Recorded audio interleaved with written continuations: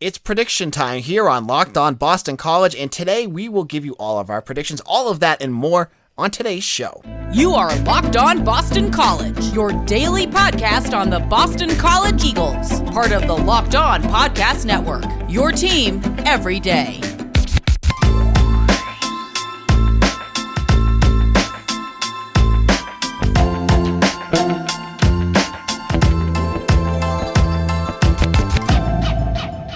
This is Locked On Boston College. I am your host, AJ Black. Thank you all for listening. On today's show, we're going to get into all our previews and predictions. We're going to have Eric Hofstas on later, and we'll talk all about Missouri and Boston College, a game that really didn't have much personality to it because it was two teams not playing each other. All of a sudden now, there's fan bases chirping at each other. There's coaches making comments. It's all of a sudden gotten a little interesting. Before we get into that, I want to thank each and every one of you for making Locked On Boston College part of the first thing that you do every morning when you listen. Your listening to our podcast makes a world of difference. And if you listen to us every day, I want to give you an extra strong pat on the back and thank you for that. Now let's get into our conversation about Mizzou and Boston College. Now, we are over a day away from Jeff Hafley's comments. We are 2 days past Eli Drinkwitz's comments, and I've gotten a chance to kind of calm down because I was a little upset with Eli Drinkwitz's tone when he said the great state of Massachusetts. The little snarkiness on it, didn't feel like that was completely necessary. Thought it was a little bit of a dig at BC and their recruiting base here, and it hasn't gotten much better because if you look online right now, the fans at Missouri are being quite brutal at Boston College. And, it's that SEC superiority complex that they have, which for Missouri, I feel like it's a little bit unfounded since it's usually not them that are doing all the great things for the conference. But that being said, whatever. Boston College faces off. The talking stops on Saturday, and I had a thought, and I put this up on Twitter the other day. With this tension, with this rivalry that's starting to form here, and maybe it'll be a good game with a little bit of oomph to it.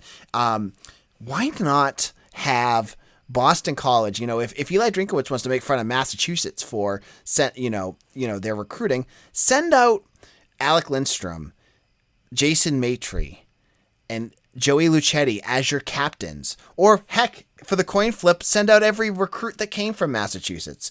I think it would get the point across pretty quickly. I thought that would be some fun.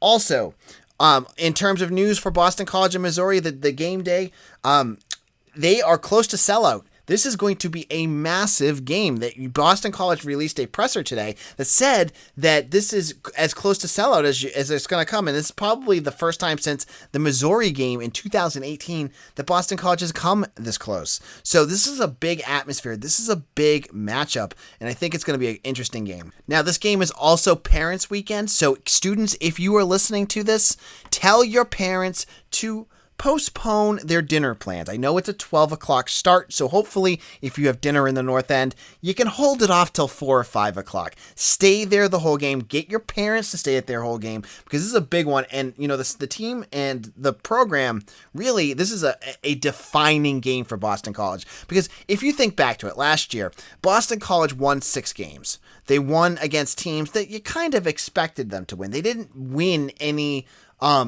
big matchup. Like there was no marquee matchup that they ended up winning. They lost to Notre Dame. They lost to Clemson. They lost to UNC. Those were the big ones. They were close, but they didn't get it. Now, Missouri, they're an SEC school. They're a team that, obviously thinks they're much better than Boston College. And this is a game for Boston College to go in and say, hey, you know what? We can hang with anyone in the country. So getting there and getting them would be a huge win. So the weather looks good.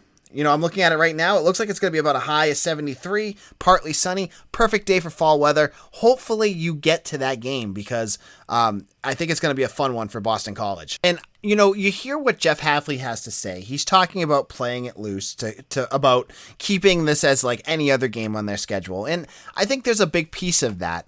But this is a defining game for Jeff Hafley. You cannot go out there and lay a clunker against Mizzou because Mizzou, as much as they want to say that they should be heavy favorites against Boston College, they're not. They let up 300 yards on the ground against Kentucky. They are a good program, but a team Boston College should be able to beat. And so Jeff Hafley, this could be a game where he sets himself up, because what would be better for Boston College than going into this game, winning, getting that SEC win? I think it's only the second one in the ACC this year, other than Pitt beating Tennessee, showing that, hey, even though we're the laughing stock of the ACC, according to SEC fans everywhere, we can still kick your butt. We go in there, they do that, and then set themselves up for what could be a historic matchup in Death Valley. So if Clemson goes out and beats NC State, and say they still struggle, you got an undefeated Boston College going to Death Valley against a struggling Clemson team. That could be a really, really interesting game. And you talk about where Jeff Hafley's career could go. You go down there and you beat Clemson next week, all of a sudden, all the praise that goes with Jeff Hafley takes it up a notch. Now, you have the game. We'll talk about all the ins and outs in just a moment with Eric Hofstas. But what other piece is huge is this is a massive recruiting weekend for Boston College. I already talked. If you hadn't heard it yesterday, we had CJ Klingscales on our show. He's coming down. He's a running back commitment from Buford, Georgia. He'll be there. Peter Delaportis is going to be there. Dante Levitt, who is not a Boston College commitment, he will be there. There's going to be a massive group of commitments that are going to be there. And if you're a premium member on BC Bulletin, I am finding new names every day, and I'm adding them to our list. So check out our Maroon and Gold forums. There's a premium section just for premium members that will have all the names as I get them. So check that out. Now, in a moment, we're going to talk about the game, and I'll have Eric on, and we'll chat about where the Eagles are and where Mizzou is, and we'll try to find out what our thoughts are heading into this game. Can Boston College shut up the Tigers? We'll have to find out. Now, if you like this podcast and you like the ACC, you need to check out Locked On ACC. It's a great podcast hosted by Candace Cooper and a rotating group of ACC podcasters like myself. Check that out, Locked On ACC. When you finish this podcast, go and listen to my episode on Wednesday. It was a good one. I think you'll enjoy it. Now, let's chat about Built Bar. I am so pumped about Built Bar because this week they have the chocolate cookie dough flavor that you need to check out. It is so good. It's a limited time of flavor. It's 100% covered in chocolate. It has chunks of cookie dough in it. How are you going to beat that? So why don't you check those out? They have coconut, cherry barcia, raspberry. They have a whole bunch of different flavors. If you don't know which one you want, get the mixed box. You get 2 of each of the flavors and you can't beat that. They have 17 to 18 grams of protein per bar, calories ranging from 130 to 180, and only 4 to 5 grams of sugar. Check out BuiltBar.com and use promo code LOCK15 and you'll get 15% off your order. Again, use promo code LOCK15 for 15% off at BuiltBar.com. This is Locked On Boston College. AJ Black. We are talking Mizzou and Boston College Eagles. Their game on Saturday, a game you can find on ESPN2. It's going to be a fun one. Let's look at one of the big topics. Now, if you want to get previews and analysis, you can always check out BC Bulletin. I want to give you something you won't find on BC Bulletin, and this is the key matchup of the game. I'm going to go over, and I didn't do this with the first 3 games because there really wasn't a key matchup between like UMass and Boston College. There's key matchups in some of these bigger matchups, and this is our big one for this game. And it's not Boston College's offense against Mizzou's defense.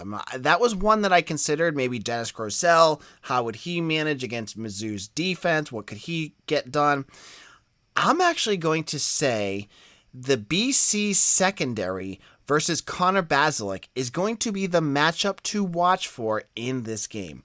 Now, if you're not aware of who Connor Basilic is, and I apologize if I'm butchering his name, he is the quarterback for the Mizzou Tigers. He is a sophomore. He's averaging 299 yards per game. Jeff Hafley spoke very highly of him during this week's press conference, and he is easily the best quarterback that Boston College has faced. If you follow Bud Elliott, former writer of SB Nation, he now is on 247. He made the joke, who is the best quarterback Boston College has faced? UMass's backup, Temple's backup, or Colgate's quarterback? Well, that joke goes out the window this week because Connor Basilic is easily the best quarterback Boston College has faced, and they're going to have some challenges ahead of them because Basilic has with him a pair of wide receivers that can do a lot of things. They have a 6'5 wide receiver. They have a 6'2 wide receiver. And Boston College defensive backs are kind of small. Hafley said this week they're going to have to play physical. They're going to have to push and try to get at the line of scrimmage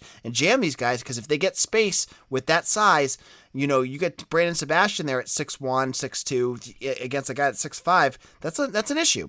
So Boston College's secondary is going to need to shut down Missouri's offense. When you watch the games last year, it were those moments that the defense couldn't get off the field. They couldn't make stops. I think back to Notre Dame. I think back to Virginia, the second half of Clemson. There were times that defense just looked overwhelmed. Against Mizzou, you can't have that. Now, Mizzou isn't like this world-beating team that we saw last year with those other schools I mentioned, but they're a good offense. They're an offense that can put up points.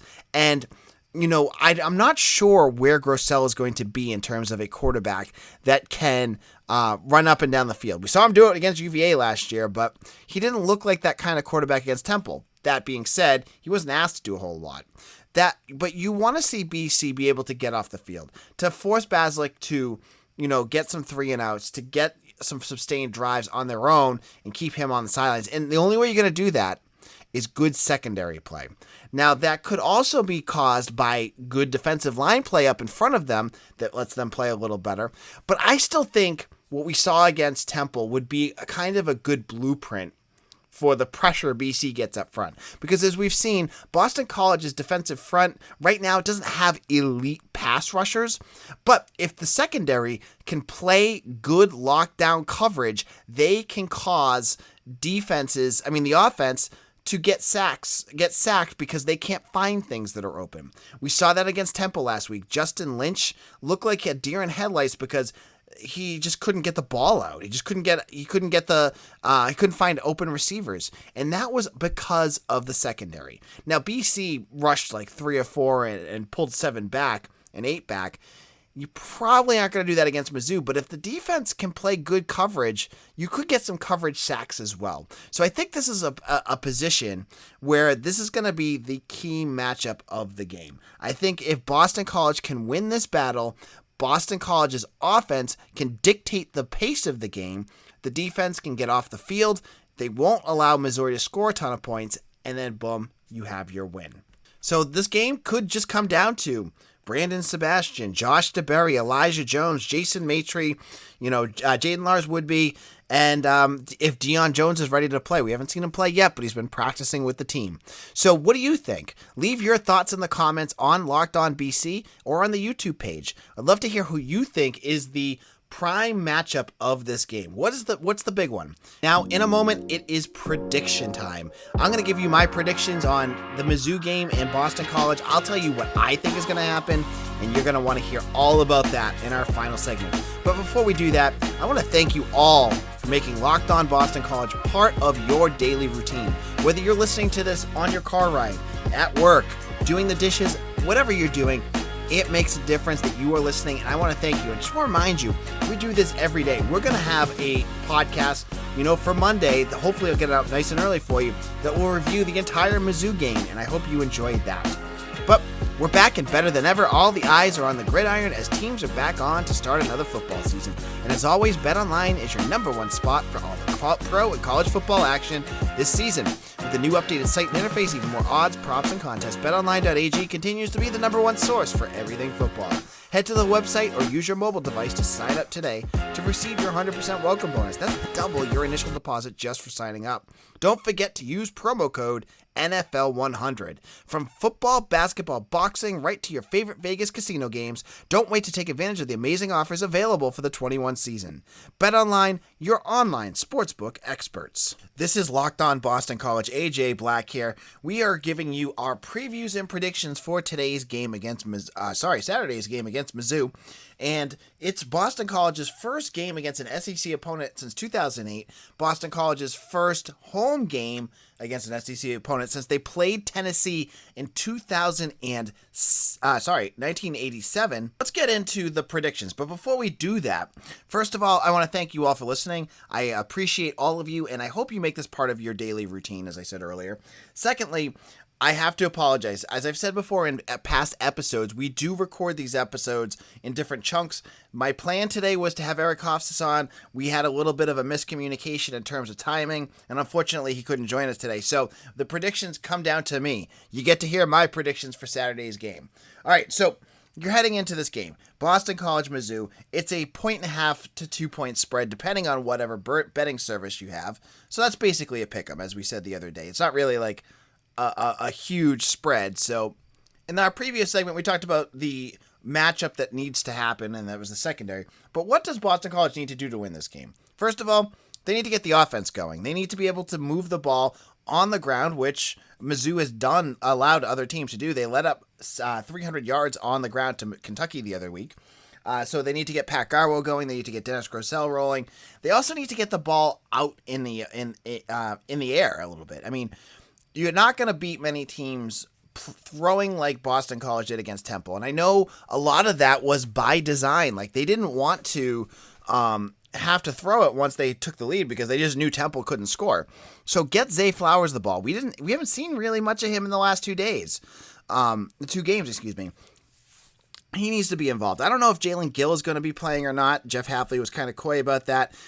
I mean, just based off some of the things he said before, I'm guessing he won't play, but we'll see. But that offense has to get moving. They need to get the ball. They need to get that, the yards going, because that was not what happened against Temple. They got 28 points, which is what Hafley wants, but you want to also be able to efficiently move the ball both in the air and in the passing game. In the running game, excuse me. Secondly, they need to limit mistakes. This is something that we saw against UMass. The issues that Boston College had against UMass, the 11 penalties, that will kill you against any other team that is left on their schedule. Syracuse too. You cannot make those types of mistakes and still win a game. Boston College needs to tighten up, not tighten up because you don't want to really tighten up, but they need to clearly get better at that again and continue what they did against Temple, the way they only had two penalties. One of them was, I think, one of their linemen just took his helmet off, I think TJ Ram, and ran after the play, and that was a personal foul. So nothing big happened, so continuing on that route. The third thing you want to see Boston College do is on the defensive side, get off the field. Get out of the field. Don't let Basilic get into any sort of rhythm. Do not let them run the ball. And just try to minimize it. Make them try to march down the field. I think that is a system that they were using against Temple. They'll be able to do it again on Saturday. So my prediction, you're all waiting to hear what I predict. First of all, I agree with for Bloxton yesterday. This is going to be an under game. I think the over-under is 58 on this. I think it's definitely going to be under. But my actual prediction is only a point under, so we'll get to that in a second. I think Boston College, this is the biggest game Boston College has played since the Clemson game in 2018, the college game day under Steve Addazio. There were lots of nice moments last year, but all those games were in front of nobody, or it was on the road. So you really couldn't get the feeling of what you're getting against Missouri. I mean, BC just made a press release saying that tickets are almost completely sold out. That for a day game against a team that's not Clemson is a big deal. I think the atmosphere is going to be rowdy. I think Boston College is ready to go. Jeff Hafley has talked about this being just any other game, but something about the way he said his reaction to Eli Drinkwitz, I think he's got a little motivation to win this game. And, he's going to do what he needs to do. But believe me, he wants this win more than anyone else. Starting this season off 4-0 with a marquee win over an SEC program would be humongous for Boston College. Would be a big win for this program and get the fans back into the stadium because now they're winning games again against bigger programs. Mizzou's not huge, but they're still a good win. So I think Boston College comes out with some fire. They're playing with energy. Maybe they cause a mistake or two on Mizzou because they're on the road. And I think Boston College wins this. I don't think it's going to be any sort of multi-score lead for BC, but I think BC wins 30-27. Now, I heard a podcast yesterday that had some Mizzou honk saying that they think the Tigers are going to win by 4 touchdowns. I mean, it could happen, but believe me, I think Boston College is better than they expect. I think what you're going to see, based off of, it seems to me, and I could be wrong, but it seems to me that the Tigers, Eli Drinkwitz especially, seems to be disregarding BC. Like, oh, we're an SEC program. We're going to smoke them. The fans say the same thing. I think Boston College could catch them napping. And it would be really nice if Boston College goes out there, punches the Tigers right in the mouth early, and takes, controls the rhythm of the game. But we're going to have to wait and see. It's a noon start. Check out bcbulletin.com for all my reactions. On Monday on Locked On Boston College, your challenge, if you're driving to work, is to find Locked On Boston College. Make sure you subscribe to it right now. And then on Monday morning, my reactions will be in your subscription folder, which is free, on whatever podcast app you get. Just listen to our podcast. I'll give you all the analysis of what happened on Saturday. Mitchell Wolf will be recovering it for the site. I have a family obligation, but I will be able to watch most of it on TV. So you'll hear me tweeting during the game. Mitch will be covering it for the site, so check that out. On Monday, make sure to check out our reactions. Follow me on Twitter at AJBlack_BC. The site is Locked On BC, and make sure to subscribe to us on YouTube, and get into watching it on YouTube. That helps a ton as well. Thank you all for listening, and we'll see you all again soon. Take care.